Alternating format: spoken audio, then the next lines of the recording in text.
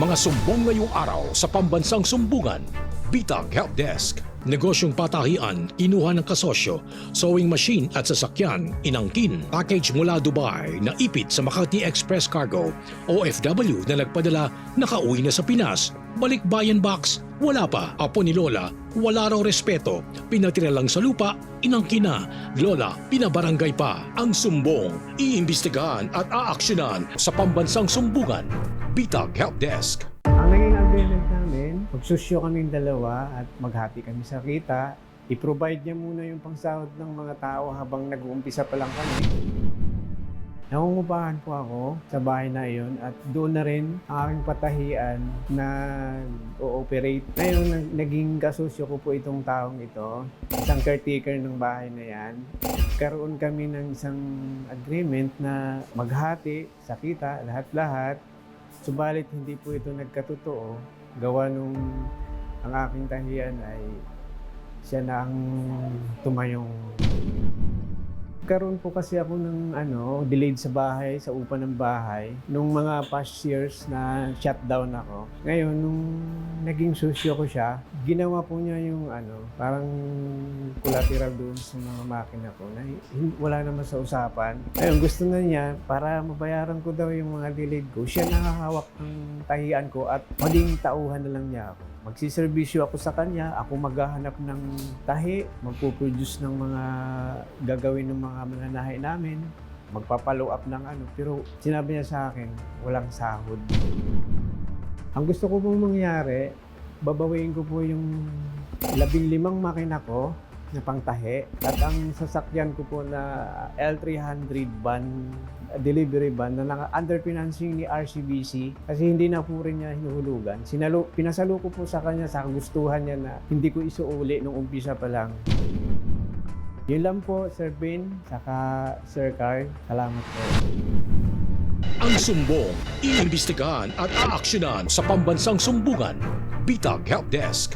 Alright, so live mga kasama natin ngayon itong mismong complainant natin na si Samuel Amemens. Tama po ba? Amamense po. Amamense. Siya po yung may-ari ng tahian na binabanggit po natin at yung sasakyan na L300. So, sir, ano po yung naging problema? Bakit po tayo lumapit at mukhang nagkakaroon ka ata ng problema doon sa iyong naging kasosyo? Tama po ba? Opo, sir. Ganito po kasi yun, Sir Carl. Nagmatigas na po talaga siyang ibalik sa akin yung mga makina ko. Okay. Saka parang ginawa na po niyang, tinakot na po niya ako. Pati yung sa sasakyan ko, ginawa niyang dahilan na Okay. makukulong So, na ano ako. pong dahilan, sir? Bakit niya po iniipit ang inyong tahian? Bakit niya po iniipit yung sasakyan? Ano pong dahilan? Gawa nga daw po nung may bayarin daw ako doon sa bahay na wala naman nung binigay sa akin na ito yung yung babayaran ko dapat. Kasi alam ko po yung delayed ko po doon. Kasi mayroon din po ako lista sarili ko. Wala po kasi siyang binibigay na resibo sa akin. Kaya kung ano man yung singilin niya sa akin, i-charge, yun na yun kung anong gusto niya. Ngayon, sir, kailan ka napasok ba dyan sa pwesto na yan? Anong taon? 2024 po, sir. 2024. Kamusta naman yung takbo ng iyong negosyo? Bali sa 2024, mahina po ako. Pabugso-bugso. Ang ginawa ko na lang hanap buhay dyan, yung tabas ko. Nagtatabas ako ng mga tela. Pero pag tungtong na po ng 2026, yun ako, inalok na niya kasi ako ng magsosyo So, kami. tuloy-tuloy siya hanggang 2026 yung iyong negosyo? Hindi po. Nag-shutdown po ako ng 2024 saka 2025 sa tahian po. Okay, 2024, 2025, doon sa pwesto Opo. na binabanggit natin kasalukuyan. Yes po, sir. Nagbukas ka ng 2026, tama po ba? Opo. Dito na ba kayo nagkasosyo nitong binabanggit mo? Yes po, sir. 2 months lang po. Tapos, yun na po. Anong naging setup ng inyong Ang sabi niya sa akin, pagkasosyo? magpaluwal daw siya ng 100K. Tapos kahit sa akin daw yung 70%, kahit 30% na lang daw sa kanya. Kasi ako naman daw yung kumikilos. Kasi wala daw siya knowledge sa tahian eh. Pero nakadalawang buwan pa lang kami, sir.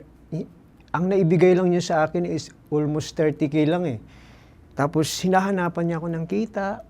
Tapos nagulat ako nung the following months, nag-observe siya.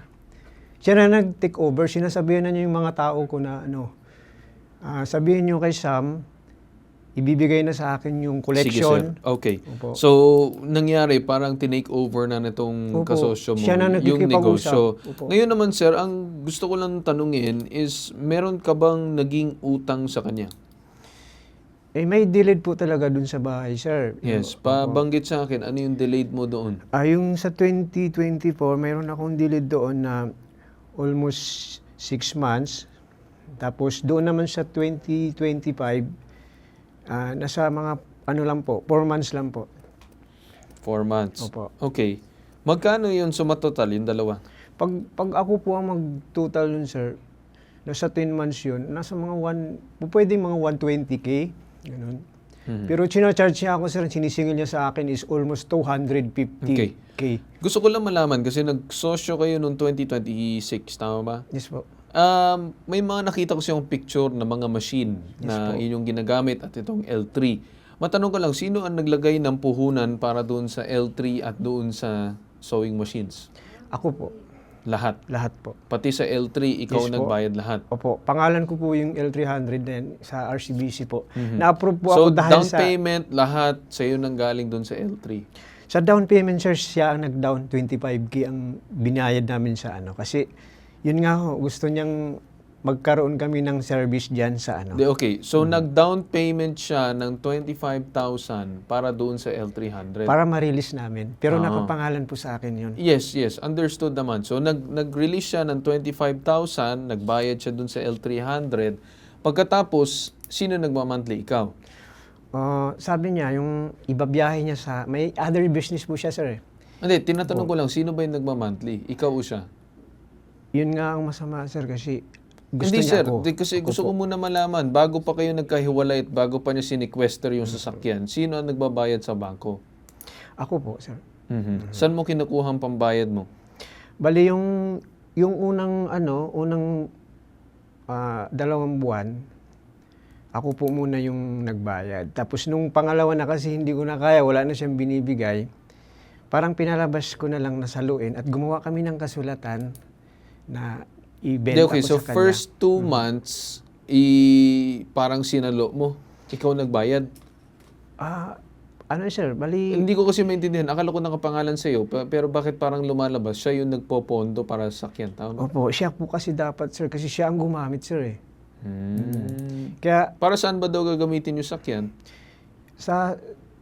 akala ko nga dito lang sa Tahian, pero ang Tahian di naman ganun kalakas. Ginamit po niya doon sa transportation ng hotel, Okay, po. sige. Hindi na ako manghihimasok doon. Hinahanap ko lang naman kung ano mga inilabas nitong isa at anong nilabas mo. Mayroon po siyang nailabas talaga dyan. Yun nga lang, Ngayon, pagdating naman, sige sir, punta na ako doon sa mga gamit o gamit ng patahian. Sino po ang naglabas ng pondo para doon sa mga gamit sa patahian? yung gamit ng Patahian, sir, is dati ko na pong gamit yon before kami nagkasosyo. Kaya yung 15 So, bago pa machine, kayo magkasosyo, lahat yan, ikaw nagtustos? Opo, yung 15 machine na Okay, yan. meron pa ba siyang ibang inilabas na pondo or pera para doon sa equipment ng inyong negosyo? May mga lamesa ba? Kasi nakita ko nasa may patungan ng lamesa. Yung mismong pwesto ba, pinaganda or something? Ano bang usapan dyan? Yung mga lamisa, ako rin po yun. Akin po yun kasi gamit ko yun sa pagtatabas. Akin din Hindi, po okay. yung So, lamisa. ikaw, pagkatapos, ano pa bang nailabas nitong kabilang panig? Kasi gusto ko lang malaman lahat. Bumili po siya, sir, ng sarili rin niyang makina, siguro mga 2. Okay. Yung paalis na ako. Pero, Okay. identify na, Pagkatapos, na niya sige yun. sir. Okay. So, ngayon, ito namang mga tauhan din ng inyong negosyo, kanino nang galing yun? Akin po yun, sir, sa Facebook page ko, sir. Ako So, ang lahat Opo. ikaw nagkuha. Pagkatapos, sino ang nagpapasahod sa kanila? Ako rin po, sir, kasi nung first week, wala pa kaming pondo. Bali, yun siya talaga. Bali, 3 weeks siyang inabunuhan, kaya umabot ng 34K ang niya. So, the following month, may kita na konti, doon ko na nakuha yung pangsahod. May records po ako. Doon na nakuha yung kita. Alright. Opo. Sige sir, so with that said, so yun po, inalam ko lang naman ng mga detalye. So, ano po yung gusto natin mangyari? Siyempre, sir, wala na po akong hanap buhay. Doon ko lang kinukuha yung source of income ko. Ano bang dahilan bakit hindi niya binibigay or hinahayaan ka magtrabaho doon sa negosyo? Ang gusto niya kasi, doon ako magsisilbi sa kanya bilang parang trabahante na niya.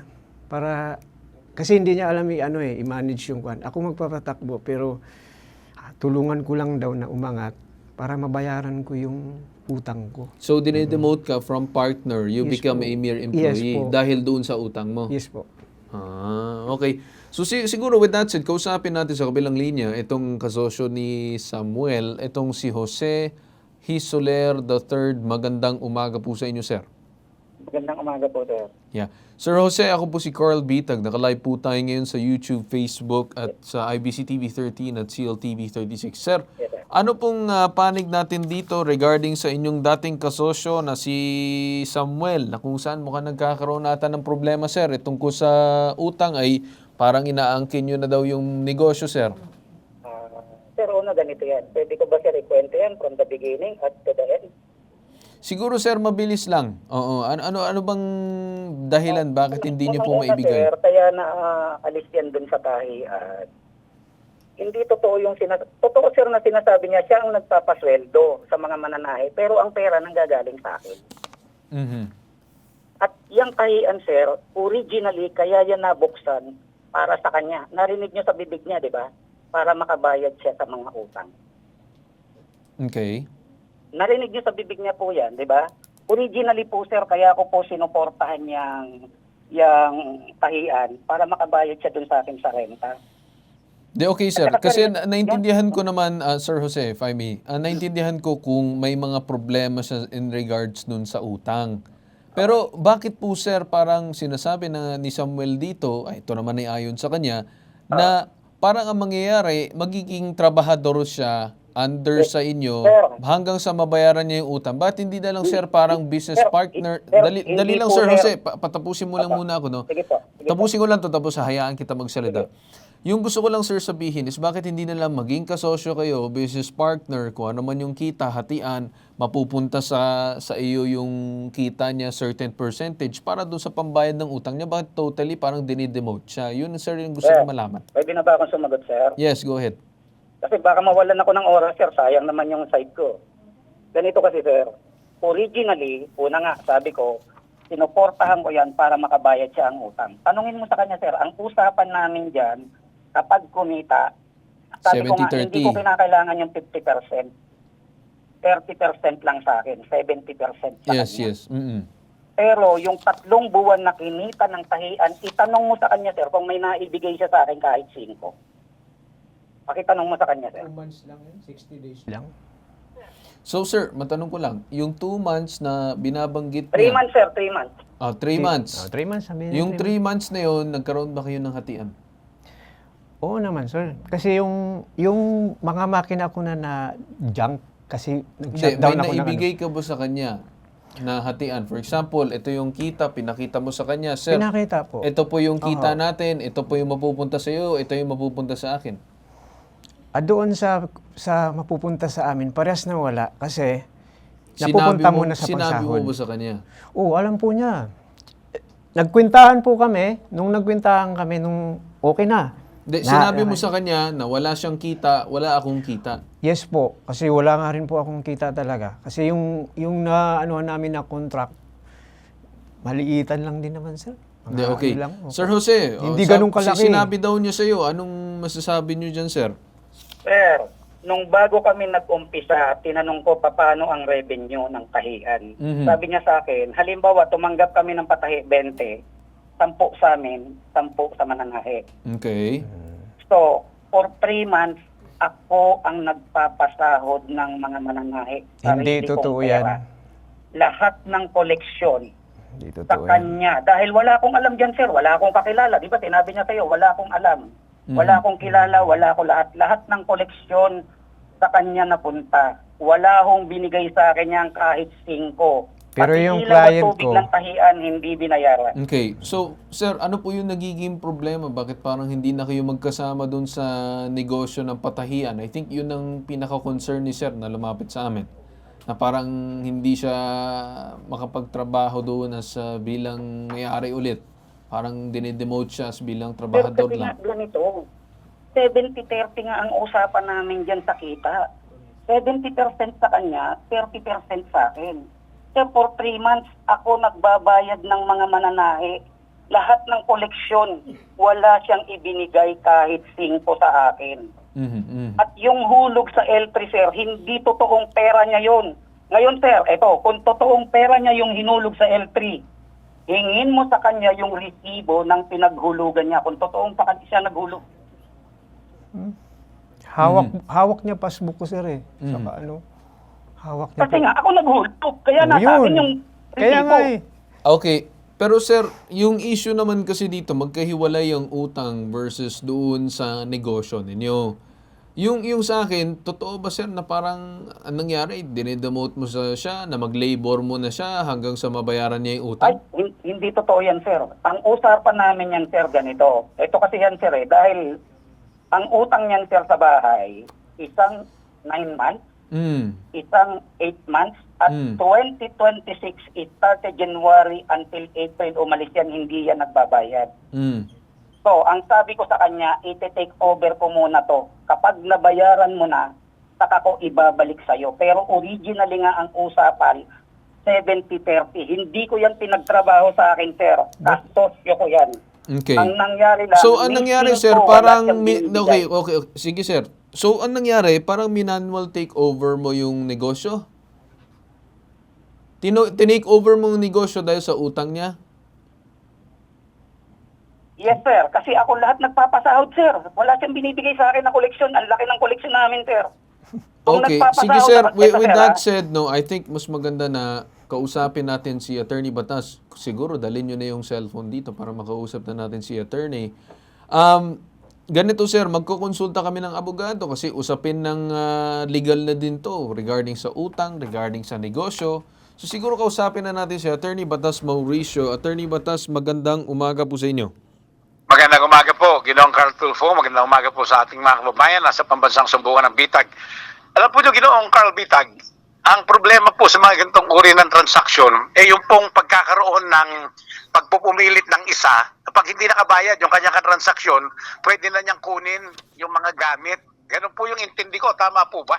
Yes, Yung yes, po- Attorney. Parang sinasabi niya kanina through the call is dahil hindi daw siya makabayad ng mga utang at hindi mabigay daw umano yung kita niya, siya daw muna ang magpapatakbo ng negosyo. Parang nangyari, Attorney, kahit walang black and white regarding dito sa paggagawang collateral dito sa negosyo, ginawa niyang parang self-proclaimed collateral yung itong negosyo na parang, dahil hindi ka muna makabayad, ako muna magpatakbo nito. Pagka nabayaran mo na ako, saka ko ibabalik sa'yo. Parang ganun, Attorney, yung kinalalabasan eh. Opo, bawal po yun eh, Ginoong Carl Tulfo, Ginoong Carl Bitag. Kasi yan po ay ituturing na grave coercion. Pinipilit yung pong may utang na yung kanyang mga ari-arian makuha nung nagpautang upang maging garantiya sa pagbabayad. Hindi po pwede yan, lalo na kung wala pong nakasulat na kasunduan, walang kontratang nakasulat sa magkabilang panig. At hindi po alam nung pong nakautang. Yung ginawa po nung nagpautang at nag-take over, grave coercion po yan. Matinding pamimilit na sa ilalim ng binagong Kodigo Penal ng Pilipinas, Revised Penal Code, may parusa po yan ng hanggang 6 na taong pagkakabilanggo. Depende pa rin po sa mga sitwasyon. So, ang payo po natin sa inyo pong kapahintulutan, Ginoong Carl Bitag, ay ibalik po yung mga gamit at pagkatapos, tsaka na lang maningil yung pong nakapagpautang ng hindi nakakabayad para walang problema. Ganun po yun. Okay. Siguro, no, Attorney, ang sinasabi nyo, tama ba ay magkahiwalay ang umano'y bayad ng utang versus doon sa negosyo? Tama po ba? Tama po kayo, magkahiwalay nga po, Ginoong Carl Bitag. Alright, okay. So, balikan natin itong si respondent, si Jose. Jose, nandiyan ka ba? Yes, sir. Oh, Jose, may bala ka ba na ibalik itong mga gamit niya, makina?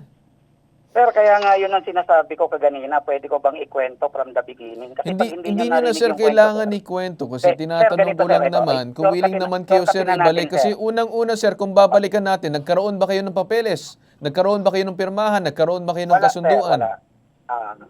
Pero ganito kasi yan, sir, kaya ko kinuha yan, yung mga makinang sinasabi niya, pinrenda niya kasi sa akin yan doon sa mga utang niya sa bahay.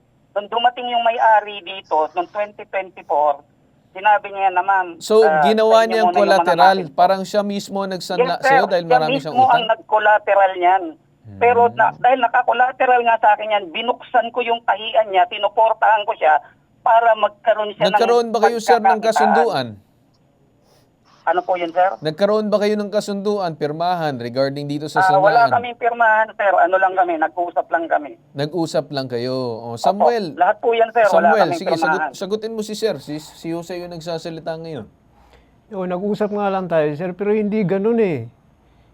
Anong pinag-usapan ninyo? Kino-confirm mo nag-usap kayo. Anong napag-usapan ninyo? Ang sabi ko sa kanya, papayag ako sa ganun, pero hintayin niyang makabangon ako.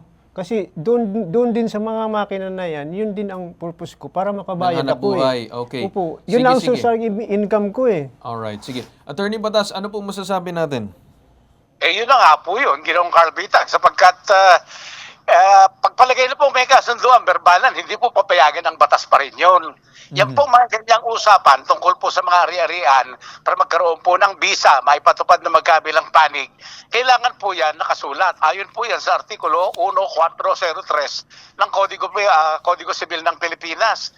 Lalo na po pagka ang halaga na ng mga ari-arian, lagpas na po ng 5,000 piso, hindi na pwedeng boka-boka lang yan, Ginoong Carl Bitag, dahil hinihingi po ng batas na kasulat. So assuming meron, hindi pa rin po may pagpipilitan nito pong naghahabol na nakapagpautang di umano na sa kanya na yung mga ari-arian, siya muna magte-take over ng negosyo. Ulitin po natin, grave coercion po yan sa Revised Penal Code of the Philippines. Okay. Ginoong Carl Bitag. Kung sabihin natin, sir, attorney, kung talaga magmamatigas itong si Jose, ano pong suggestion ninyo?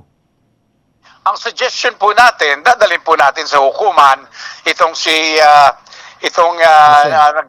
Jose, yung nagsasabing na may utang sa kanya kaya niya tinake over. Sigurado po ang hukuman na magsasabi sa kanya mali yung ganon sapagkat hindi niya pwedeng ilagay ang batas sa kanyang kamay at siya ang magpapatupad noong pagbabayad bagamat wala siyang karapatan sa ilalim ng kasunduan o kontrata o Okay. di kaya sa kautusan ng hukuman. Ginoong Carl Bitag. Alright, balikan ko lang, attorney, si Jose. Jose, nandiyan ka ba?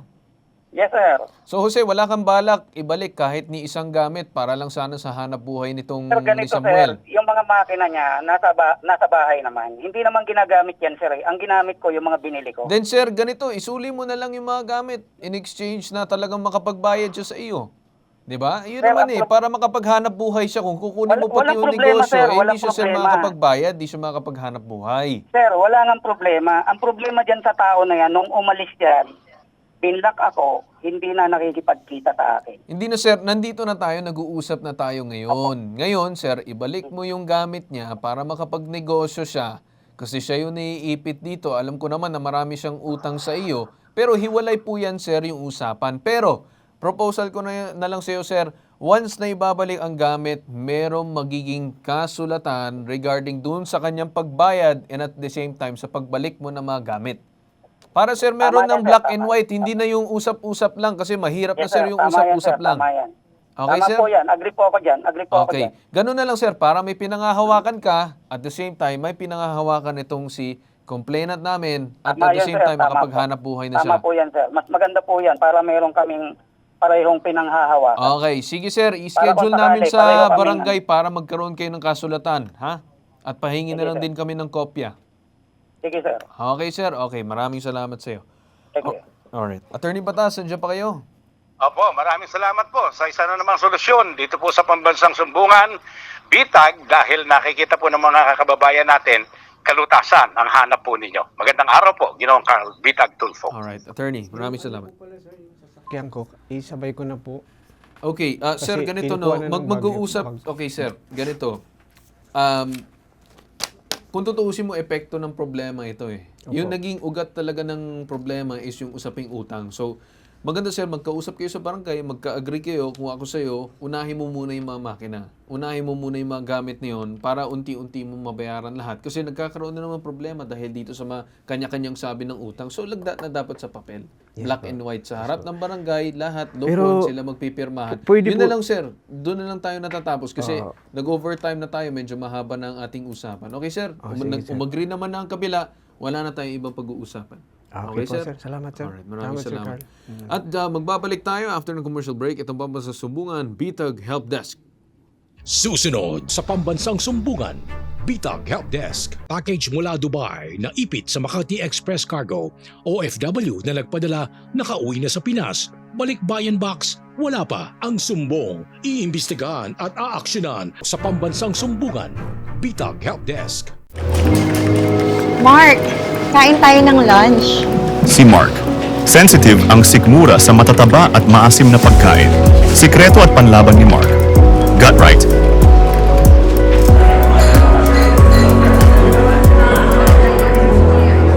Give what's right for your gut. Available now on Shopee, Lazada, and TikTok Shop. Scan the QR code now.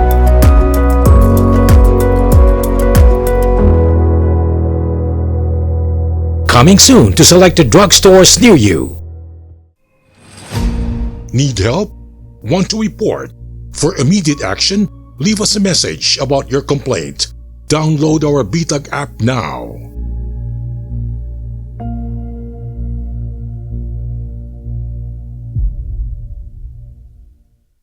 Pambansang Sumbungan, Bitag Help Desk.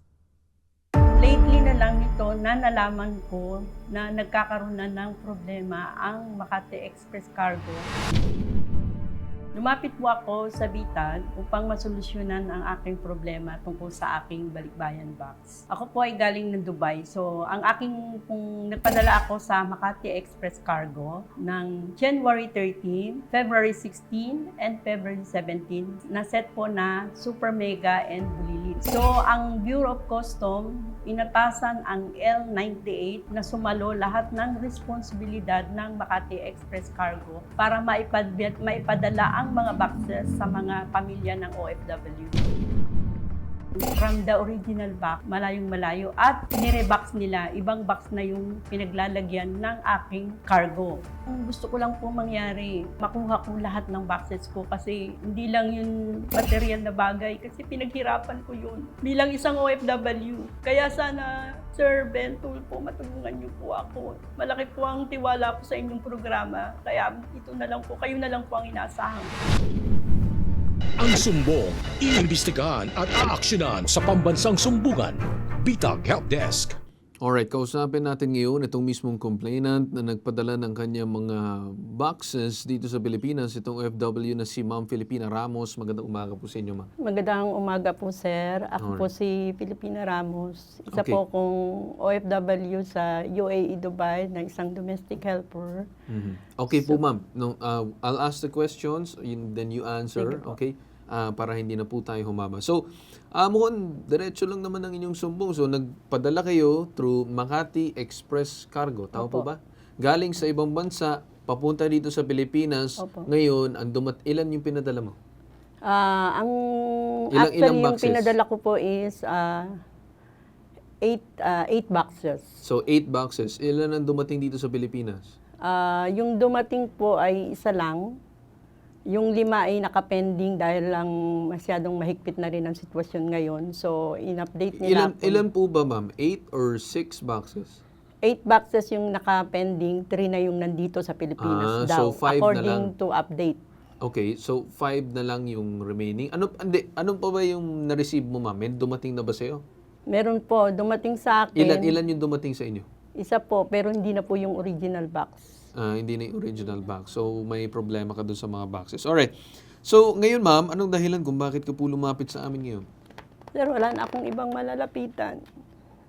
Pagod na po ako. Punta ako ng BOC, punta ako dun sa L98. Okay, sige po, Ma'am. Diretso po tayo doon sa gusto ninyo mangyari. Bakit po tayo nandito? Ang gusto ko po ay imbestigahan nyo ang Makati Cargo, pati ang L98. Kasi marami na pong complaint. Okay, aside sa pag-iimbestiga, gusto niyo din magawa ng paraan na makuha ang inyong mga Gusto boxes. ko makuha Tama po ang ba? boxes ko. Okay. Alright. So, ang nangyari, mukhang may problema atang itong Makati Express Cargo. Kung hindi ako nagkakamali, marami na din kaso Opo. itong umanay cargo na to. So, ilang taon mo inipon itong mga dapat ipapadala mo? Yung pong January 13, Yun po talaga dapat para sa kasal ng anak ko. Yeah. Yung pang pondo, ma'am, doon sa mga ibinili Opo, mo para alos po doon lahat sa ng package. sweldo ko. Lahat ng sweldo Gaano ko. po katagal yung ma'am pinag-ipunan yun? Bali, yung sahod ko po ng October, November, Yes, ma'am. Gaano December. katagal? 1 taon, 2 taon, Halos 6 na 6 buwan? months po. Okay, so 6 months.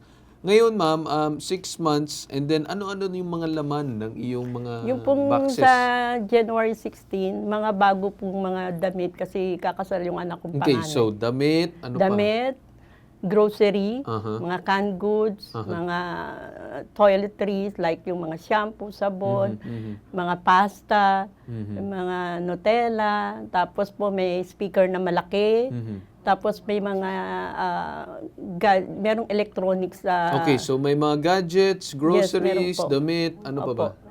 Tapos po mga sapatos, gano'n. Okay, At so saka damit, mga gano'n, okay. blankets. Okay. So marami pang iba na pakikinabangan sana ng iyong Opo. pamilya dito sa Pilipinas. Opo. Ngayon, sabi mo may dumating na isang box. Opo. Ano ang nakita mo sa isang box? Maayos na kondisyon ba or sira-sira na, basura? Ano ba nakita mo?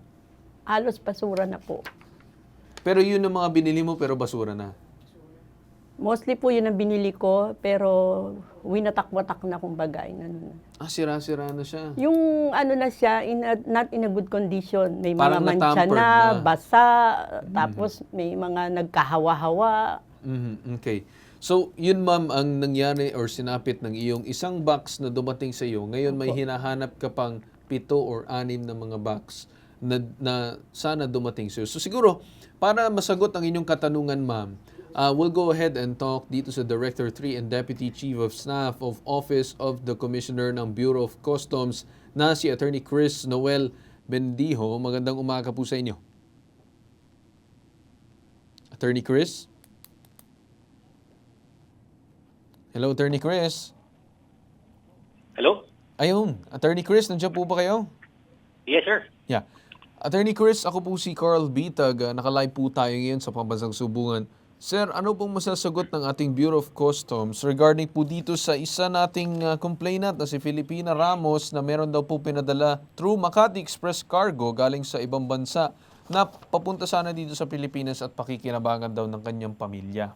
Ngayon, sir, may dumating daw na isang box, but the rest hindi na dumating. And then yung unang box daw parang sira-sira, tampered na yung mga laman. Ano po, sir, ang masasagot ng ating BOC regarding dito? Yes, sir. Una-una, sir, magandang umaga po, no? Pagbati po mula kay Commissioner Arian at sa mga kawani po ng Bureau of Customs. Tinatry ko po kasi mag-monitor sa YouTube kasi hindi ko po marinig sa telepono yung napag-usapan niya ni Ma'am Filipina, no? But anyway, una po, pinagbibigay alam po natin, nasampahan na po natin ang kaso kasi ang kumpanyang ito, no? Noong May 29, 2026 for various violations ng ating CMTA, no? At sa pagkakaintindi po namin, meron pa pong, kumbaga, nung time na na-file po ito, meron pa po silang mga in-transit na po, no? At sa aking suspetsya, base sa mga airway bill na pinadala ng inyong staff po sa akin, no? Pinacheck ko po ito po ay nasa ports pa po natin, no? Magkakaroon po ito ng problema dahil ni-revoke na po natin ang lisensya ng Makati Express na makapag-transact sa ating bureau, no? So, ito pong kanilang mga padalang ito, dapat unang-una, hindi na po nila ito tinanggap dahil nagkaroon po tayo ng suspension at show cause order noon pa pong October 21, last year pa po, no? 2025. Okay. At yung kanilang revocation of registration, January 22, 2026, no? Ganun pa man, sir, no? Naintindihan po natin, tayo po ay nakikisimpatya sa ating kababayan, napakahirap po ng sakripisyo ng ating OFW. Personal po natin itong tutugunan, no? Maari po nating maimbitahan si Ma'am Filipina sa aking opisina. Aalamin po talaga natin ang sitwasyon ng kanilang mga padala, no? Dahil ang problema po natin, Sir Carl, yung pong kanilang tracking number ay hindi po naman po yan nagbibigay kung saan po yung container number, no? Yeah. So kapag kailangan pa po natin siyang i-check sa ating sistema upang matiyak talaga natin kung nasaan po ang mga container na ito. Pero sa akin pong pagtatansya, malaki po sa malamang ay nandito pa po sa port ang mga padalang ito dahil hindi po nila pwedeng mailabas dahil nga po na-revoke na po yung kanilang lisensya. Okay. So, ang sinasabi niyo, sir, hindi na makapag-import or makapagpasok ng mga bagahe itong Makati Express Cargo. Tama po ba? Yan po, sir, magiging technical po tayo ng kaunti, no? Kasi ang kumpanya pong tumatanggap mula sa ibang bansa, although Makati Express din po yung pangalan, ay hindi po saklaw ng ating jurisdiction, no? Yes, So hindi yes. po natin ma-revoke yung kanilang lisensya sa ibang bansa, no? Ang sinasabi po natin, ang nasampahan po natin ng kaso ay yung Makati Express dito sa Pilipinas at yung lisensya po nilang mag-transact sa Bureau of Customs upang mag-clear po, no, ng mga ganitong importation, yun po yung na-revoke ng ating Commissioner Ariel Okay. Nepomuceno. So I think, sir, safe to say na din siguro na dapat talaga meron tayong pasabi sa mga tao or PSA or Public Service Announcement na Makati Express Cargo dapat hindi na tangkilikin ng mga Pilipino sa ibang bansa at hindi na dapat sila magpadala through this said carrier kasi hindi din sila makapagpasok ng maayos dahil ni-revoke na ng ating pamalaan or government itong kanilang license. Tama po ba? Sir Carl, no, just to be on the kumbaga legal side, no, para maproteksyon naman din ang bureau, ang pwede lang po talaga naming sabihin ay itong mga kumpanyang ito ay merong derogatory record sa Bureau of Customs. Okay. At ito namang mga kumpanyang, may listahan naman din po tayo ng mga kumpanyang wala pong derogatory record sa Bureau Okay. of Customs. Patuloy po ang ating ugnayan sa iba't ibang OFW agencies at organizations upang ma-disseminate po natin ang information ito dahil hindi po talaga katanggap-tanggap na ganito ang mangyayari sa ating Okay. mga OFWs. Okay. So siguro sir, with that said, ano pong timeline natin sir possible na matrack itong bagahe ni ma'am? I think that's the number one concern niya. Yes, sir. Una, sir, kung maimbitahan po namin si ma'am, no, para po talagang makausap po namin siya. Dahil Okay. medyo naguguluhan po kami dun sa mga pinadala niyo pong materials, no, na may nag-update sa kanya na nasa warehouse na po. Ganung yung container po ay nasa port pa po, no. So Okay. baka po may nanloloko din sa kanya, no. Una po 'yon, no. Pangalawa po, Okay. patungkol po dito sa next batch po, no, na na-abandon na rin po nitong Makati Express. May pagdadaanan pa po kasi itong proseso, although we are in close coordination with DMW upang mabilis po yung proseso ng pagdodonate sa kanila Okay. at paglalabas po ng mga balikbayan boxes upang mahatid po sa ating mga OFWs. Okay. All right, sir. With that said, no, i-endorse namin itong si ma'am sa inyo para makuha niyo lahat ng detalye, maimbestigahan niyo at matrack niyo ang kanyang mga boxes na hopefully sana in good condition pa. So with that said, Attorney Chris, maraming salamat po sa inyo. Aasa po kami sa inyong aksyon. Maraming salamat po, sir. At siguro bilang huli, you have my permission. Pwede niyo po bigay yung personal kong number kay ma'am Okay. upang diretso niya po ako makausap patungkol po sa problemang ito. All right. Thank you so much, sir. Thank you so much. Thank you. Alright, so Business Permit and Licensing Office ng Amadeo Cavite, meron din tayong statement galing dito sa kanila. Ngayon, nakausap naman ng staff ng Pambansang Sumbungan, bitag ang officer in charge ng Business Permit and Licensing Office ng Amadeo Cavite na si Maynard Ambion. Ayon sa kanya, marami na rin daw silang natatanggap na reklamo laban dito sa Makati Express Cargo. Samantala, hindi raw nila kilala ang L98 Amadeo Warehouse na tinutukoy ng nagrereklamo na si Filipina.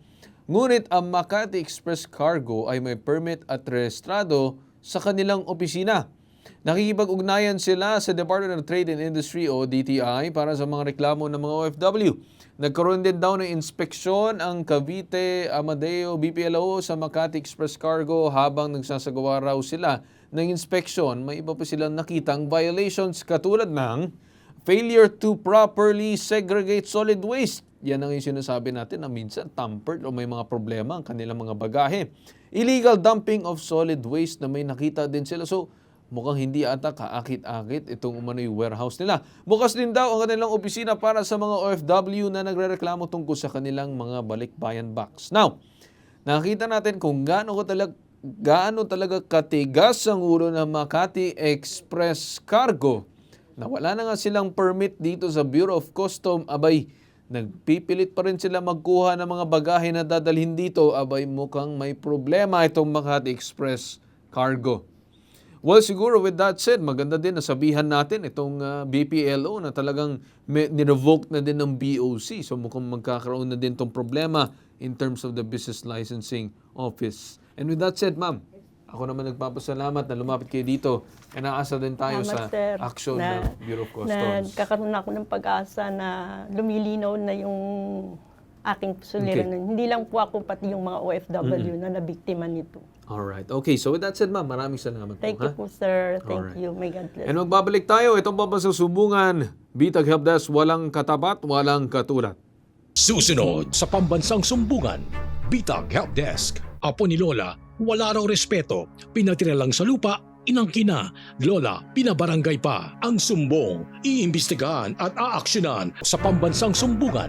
Bitag Help Desk. Mark, kain tayo ng lunch. Si Mark.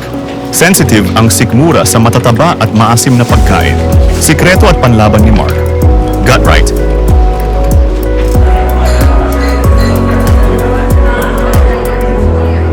Give what's right for your gut. Available now on Shopee, Lazada, and TikTok Shop. Scan the QR code now.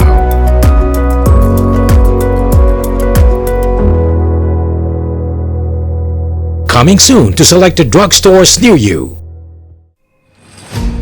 Need help? Want to report? For immediate action, leave us a message about your complaint. Download our Bitag app now.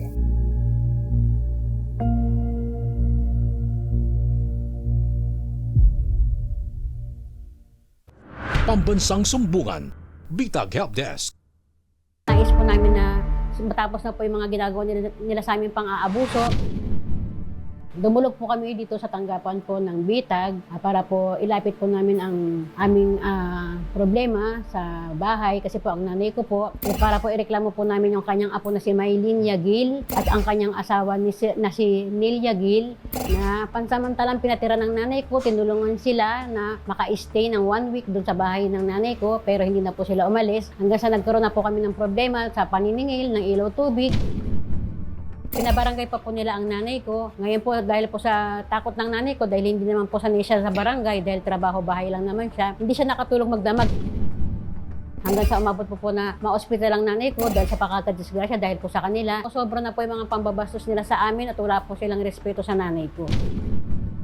Sir Ben Tulpo, Sir Carl Tulpo, sana po matulungan niyo po kami. Ang sumbong, iimbestigahan at aaksyonan sa pambansang sumbungan. Bitag Help Desk. Alright, so kasama natin ngayon sa studio itong si Nanay Alberta at itong kanyang anak na si Jocelyn na kasama po niya ngayon. Magandang umaga po sa inyong dalawa. Magandang umaga po, Sir Carl. Alright. Ma'am, siguro no, may konting katanungan lang ako tungkol doon sa lupa na tinitirhan ninyo. Unang-una, kayo po ba ay isang caretaker? Nay? Opo. Okay. So caretaker po kayo, anong taon po kayo napunta dyan sa lupa na yan? 1980. 1980 pa kayo nandyan nakaposisyon sa lupa na yan. Anong taon pumasok ang iyong apo na inyong inimbitahan? Tama po ba? 2 years lang ngayon na andun. 2 years pa lang. Oo. So 2024. Tama? Okay. So 2024 nandoon. Ngayon, matanong ko lang, anong nagiging problema at bakit kayo nagkakaroon ng away ng iyong apo? Manyari po, magugulo sila. Sabi ko, maghiwa-hiwalay tayo. Lumipat kayo sa... Bakit po hindi kayo magkasama sa isang lugar lang? Anong nagiging problema? May mga bahay-bahay po yan eh. Mhm. May sariling bahay. Ano po nagiging problema natin, Nay? Gusto ba nila angkinin? Or may balak ka ba na gawin dun sa lupa na iba? Ano bang meron dyan? Basta ayaw lang pong umalis. Ayaw umalis. Oo. May Walang mga... dahilan na basta... Mhm. Basta ang hinihiling ko sa kanila, lumipat, maghiwa-hiwalay kami para tahimik kami pare-pareho. Magulo yan eh, kung minsan nagiinom man. Okay, bakit niyo po gusto umalis itong apo ninyo? Ay para matahimik kami pare-pareho. Magulo May po ginagawa bang hindi maganda itong apo mo sa'yo? May mga sinasabi bang hindi maganda? Kung minsan kahit pag nagalit, ang bunganga napakalakas. Kahit anong oras. Ikaw yung sinasabihan? Okay, may ginagawa bang pananakit sa'yo? Hindi naman po nananakit, pero yung bunganga nila, nakakahiya sa kapitbahay. Ang lakas ng bibig. Madalas ba kayo mag-away? Ay, ano ho yun eh. Kung minsan, nagsasabihan ko, nagagalit. Ganon. Kung minsan, yung asawa... So, hindi ka makapagpahinga? Hindi ka makapagpahinga sa kahit anong pakiusap mo, hindi nakikinig sa'yo? Ganun po ba? Hindi nakikinig sa akin. No? Bakit daw hindi nakikinig sa'yo? Anong sinasagot sa'yo? Eh, wala naman po sinasagot na ano, basta ganun lang. Okay, magbubunga. sige Nay. Bakit hindi po kayo magkasama doon sa isang lugar lamang? Ano pong gusto niyo mangyari? Gusto niyo ba paalisin na talaga tong apo mo? Ano bang Gusto ko po paalisin dahil may bahay naman silang pupuntahan eh. may bahay silang pupuntahan? Oo, Pero yung- bakit niyo po paalisin? May yung- problema po ba kayo? May away ba kayo na hindi maganda? May pambabastos ba sa iyo, pang-aabuso? Magulo ho sa loob. Ngayon, kung minsan, nung pinagbawal ko, Okay, so gusto niyo lang po katahimikan. gusto Okay. ko katahimikan. Sige ma'am, ganito. So kausapin natin siguro itong apo mo na nirereklamo mo. Alamin natin yung panig niya. Itong si Mylene Yagel, itong apo ni nanay. Magandang umaga po sa inyo. Ma'am Mylene? Yes po, yes po. Yeah. Ma'am Mylene, ako po si Carl Bitag. Nakalive po tayo ngayon sa Pambansang Sumbungan Bitag. Ma'am, ano pong masasagot ninyo regarding dito sa inyong lola na nirereklamo kayo dahil daw sa hindi daw magandang pakikitungo ninyo sa kanya? Sir, pwede pong magpaliwanag? Yes, go ahead. Kasi po, dati po okay naman po kami niyan.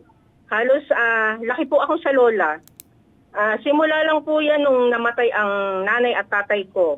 Dahil sa kagustuhan ng anak niya na umalis kami doon at paupahan yung mga bahay doon, kaya po yan nagkakaganyan sa amin.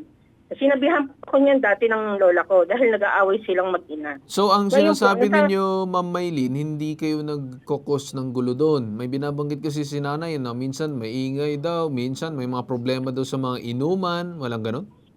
Ay hindi po. Sa inuman po, bali po yung mga tao doon as hindi nagiinom doon mismo sa sa labas po sila nagiinom. Ngayon po, may time na galing sila sa trabaho, iinom lang ng isang shot sa bahay, sa loob po ng bahay namin. Oo, pero Tapos minsan daw natutulog ma'am, na po. parang Pero po yung medyo away, wala maingay po. daw. Medyo maingay daw, ayaw daw dito kay nanay. Hindi po totoo yan. Dati, nung yung anak niyang buhay, na bunsong anak, dati po, yan nakatira po dyan. Yung asawa po niya, ang lagi pong nag-iinop at naghahagad ng itak sa labas ng bahay. Kaya po, yan po yung lagi nilang pinaano. Pero po ngayon po, kaming mga nakatira doon, wala pong gulong nangyayari doon. Simula lang po nung naggulo yung anak niyang bunso. Okay. Yan lang po. Kasi kagustuhan Okay. nilang paupahan yung bahay. Okay, sige po, babalikan ko lang itong si nanay, no? Nanay, ano po bang gusto ninyo mangyari at nag-uusap na tayo kasama itong apo mo ngayon? Ang gusto ko po, yung umalis sila ron para, yun sa katahimikan ho ba? Mhm. Minsan- Pero bakit niyo po paalisin? Ano pong problema? Kung magugulo ho, pati mga kapitbahay nagrereklamo. Ngayon, kung minsan nagiinuman doon, pagkatapos nag-aaway. Hindi naman ako makalabas ng at matabig lang ako, tumutong-ba ako. Nakaganito na nga po ako. Pero may ginagawa bang pananakit sa'yo? May ginagawa Hindi naman bang... po nananakit, kanya lang magulo. Paano pong magulo? Yung kung minsan mag-iinuman, nag-aaway. Ganun. Sila rin nag-aaway. Oh. Pati mga babae nagbubungang So dahil sa gulo, gusto niyo paalisin? Oo, para matahimik. Bahay ko ho yun eh. Para matahimik. Ngayon, ang gusto ko, lumabas lang sila ron para matahimik kami pare-pareho. May titira naman ho sila. May iniwan ng magulang na bahay. Pwede silang tumira doon. Oh. Patay na ba mga magulang niyan. May iniwang bahay doon. Pwede silang tumira doon. Yung parang matahimik lang po ako. So parang gusto mo ng katahimikan. Kung Katahimikan. pwede na, lumipat na sila doon sa bahay. Tama po ba? Okay. Ako kasi matanda na eh. 83 na po ako. Okay. Siguro no, with that said, Mylene, yun naman daw ang kagustuhan ng iyong lola regarding dyan sa inyong tinitirhan. Meron naman daw kayong mapupuntahan. Ma'am Mylene. Ay, hello po. Yes. Saan po kaming titira? Wala naman po kaming bahay. Pero ma'am, matanong ko, sino po nagpatira sa inyo dyan? Bali siya po at saka po yung lolo ko. Siya, anong taon? taon po ng 2024. kasi tumira na po ako dyan since 2006. Kasi nga po, sabi ko nga po sa inyo, laki po ako sa lola. Nagulat na nga lang po ako dahil Yes, parang pero sobrang sino galit po niya na, sa okay, akin. sabihin na natin 2006, 2024, kung ano man taon yan, sino po nagpatara sa inyo dyan? Siya po, si Lola po, at saka si Lolo. Si Lola, sa tingin mo, sino may karapatan na paalisin ka dyan kung sakaling iniisip niya na ganun man ang gagawin niya? Ay, yun nga po. Ang sa akin lang po, gusto niya pong paalisin kami lahat doon. Samantalang hindi naman po pare-parehas na lupa namin yun. Sa kagustuhan lang talaga ng anak Paano niya. pong lupa ninyo? Yung lupa na yan, hindi po kami nagmamay-ari lahat po dyan. Yes, alam ko naman May na caretaker nakatitulo po lang dyan. itong si Lola. Pinatira siya doon noong 1980, yes. Pero ang pinagkatiwala, itong Lola mo, hindi kayo. Yes po, pero po pinatira po kami dyan ng lolo ko. Ang sa amin naman po lahat, Pinatira ano po, kayo ng Lola mo. Sinabi mo kanina, kaya ka napunta dyan dahil Lola dito at sa saka Lola lolo mo. po. Di ba po ba? Opo. Kahit man sabihin natin, lolo mo o lola mo, extension din yan ng lola mo. Isa din siya sa mga decision maker. Hindi ka po pwede mag-decide. Buhay pa ba itong lolo na tinutukoy mo? Ang ask ko lang po, ito po Hindi, Sa amin po, sagutin mo ilang muna po ako, yung- ma'am. Mylene, sagutin mo muna sige ako. po, Buhay pa sige ba si po. lolo? Patay na. buhay pa po. Yun nga po ang kinasasama Itong, ng loob itong, namin. itong asawa ni lola, buhay pa? Ay, yung lolo ko po is kamamatay lang po. Oh, patay na. So, ibig sabihin, yung rights ay totally mapupunta dito sa lola mo. So, she can dictate kung sinong pwede dyan at sinong hindi pwede kahit caretaker siya. Kaya nga caretaker siya para mangalaga at mga siwa ng lupa na pinagkatiwala sa kanya. Yes po, yes po. Ang sa amin naman po, ito po, saan po kami titira? Gusto niya po pa... Ma'am, paalisin ilang taon niya ka na? kami ng basta-basta Ilang taon ka na, ma'am? Sa lansyangan lang. Ilang taon ka na? Matanong ko lang, ilang taon ka na? 38 po. 38 ka na. Ilan ang anak mo? 7 po. 7 yung anak mo. Oh, may asawa ka? Yes po. May asawa ka, may anak ka, 7, tapos ngayon parang halos tinutustusan pa rin kayo ng lola mo. Ay, hindi Para po. dito sa tirahan, di, napunta Wala ka po dyan dahil tinututukan dito sa ng mismong, lola ko. di ma'am, napunta ka dyan sa lupa na yan dahil dyan sa lola mo. Okay? Yes We're not po, gonna kasi establish walang kung lola sino po man may ako. karapatan kasi kung tutuusin mo, kung basihan ng karapatan, ikaw ang walang karapatan dyan. Di po ba? Siguro we can call itong si Attorney Batas muna regarding dito sa ating legal aspect. I want him to give the legal analysis first before we call itong Sangguniang Bayan. So, ma'am, inuulit ko po sa inyo. Itong asawa mo ba nakakapagtustos para dito sa pamilya? Ngayon po, nawalan po siya ng trabaho dahil po doon sa anak niya. Nawalan siya ng trabaho dahil doon sa anak niya. Pero kung tutuusin mo, ma'am, at the end of the day, responsibilidad or cargo pa rin ba ni Lola yon? Sir, hindi naman po sa ganon. Ang gusto ko lang pong mangyari, kami hindi naman po kami iba. First family po kami, anak kami ng anak niya. Nung nawala ang nanay ko, bigla-bigla na lang po niya sinabi na paalisin ako kasi kagustuhan ng anak niya na paupahan yung mga bahay doon. Na-confirm mo ba nakagustuhan ng anak niya na paupahan yon? Yes po, may mga proof of evidence po kami. Anong klaseng proof?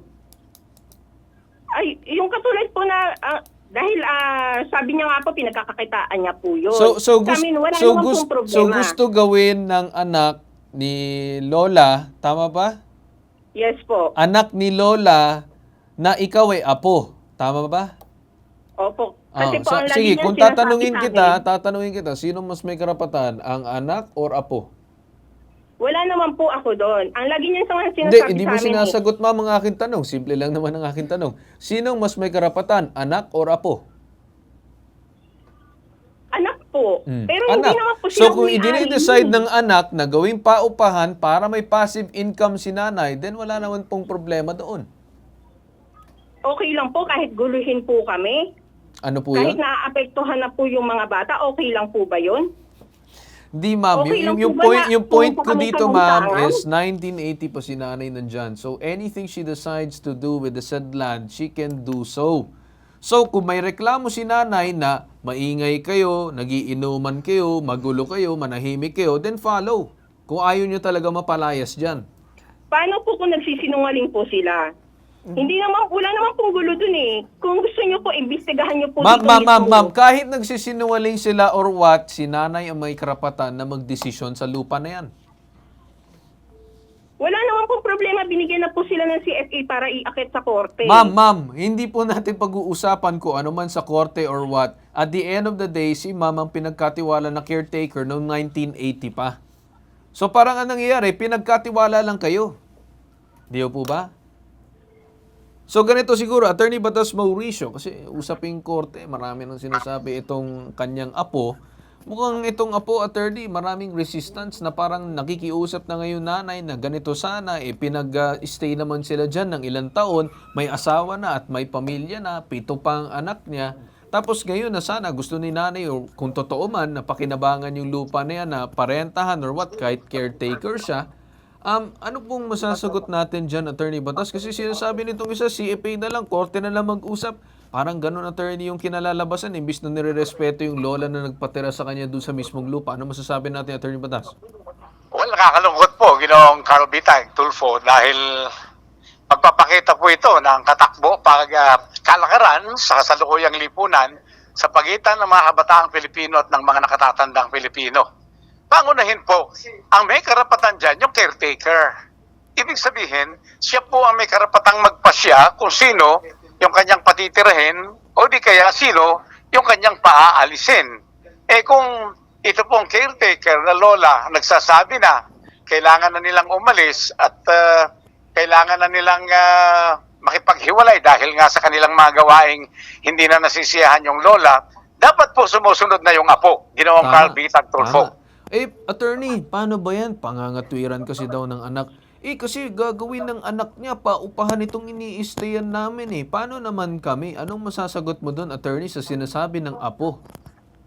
Sa ilalim po ng Kodigo Civil, Ginoong Carl Tulfo, mga kababayan, yung pong nangangasiwa sa lupa, either dahil siya ang may-ari o di kaya siya ang caretaker o siya ang binigyan ng karapatan upang mangasiwa sa lupa, yun po ang dapat may kapangyarihan mamili kung ano ang paggagamitan sa lupa. Wala na pong pakialam yung ibang mga tao, kahit na po siya anak o kahit pa siya apo, sa magiging pagpapasya ng caretaker, Ginoong Carl Tulfo. Alright, okay. So, with that said, attorney, ako naman nagpapasalamat sa inyong wisdom, sa inyong sinabi. Maraming salamat po sa inyo, Attorney Batas. Maraming salamat po. Paalala lang po sa mga kabataang Pilipino, wala po tayo sa mundong ito kung wala ang ating mga ninuno. Utang po natin sa kanila na sila igalang, sila bigyan ng pagpapahalaga. Salamat po, Ginoong Carl Bitag. Magandang araw po. Attorney. Thank you. Alright, nandiyan pa ba si Mylene? Yes po. Mylene, narinig mo na sa mismong abogado na may karapatan na pangangasiwa ng mismong pagtingin sa lupa ay si nanay. So, ang tatanungin ko sa iyo, susundin mo ba si nanay? Unang-una, hindi ko sinasabi kaagad na paabutin natin kaagad sa paalisin. Bagkos, gusto ko muna bigyan ka ng kondisyon kung papayag si nanay. Mag-comply ka dito kay nanay sa kagustuhan niya na manahimik kayo, sumunod kayo sa patakaran niya, huwag niyo siyang abalahin, walang kahit anong pang-aaway sa kanya kasi utang na loob niyo sa kanya kaya kayo napunta dyan. Pero again, didesisyonan ni nanay yan kung gusto niya or hindi.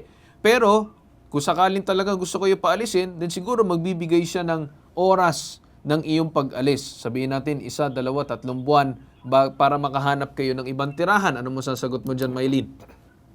Ay, hindi naman po ganun-ganun kadali na magpaalis.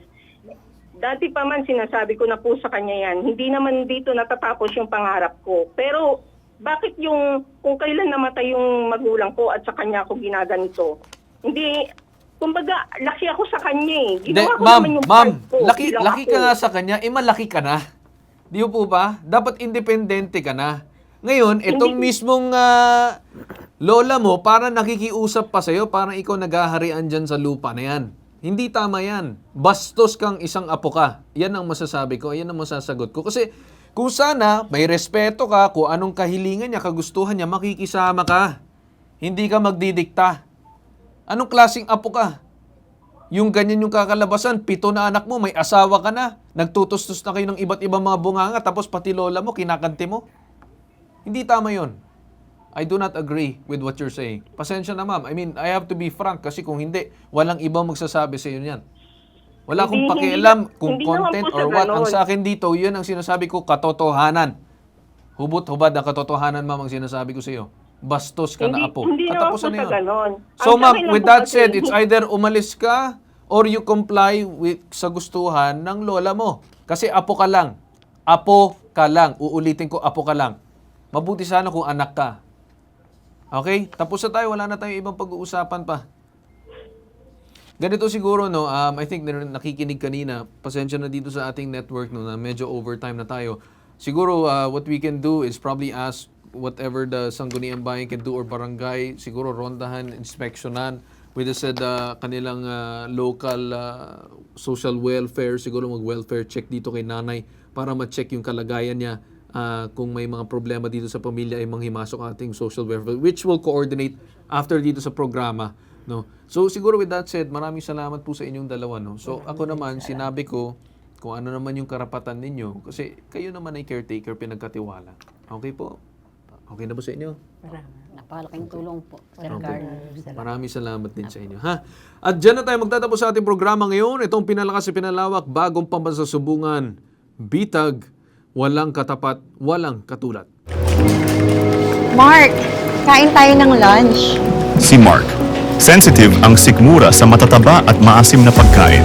Sikreto at panlaban ni Mark. Gut right.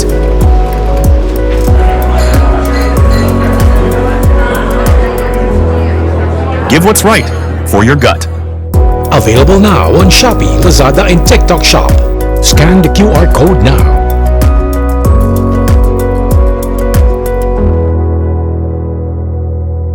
Coming soon to selected drugstores near you. Need help? Want to report? For immediate action, leave us a message about your complaint. Download our BTAG app now.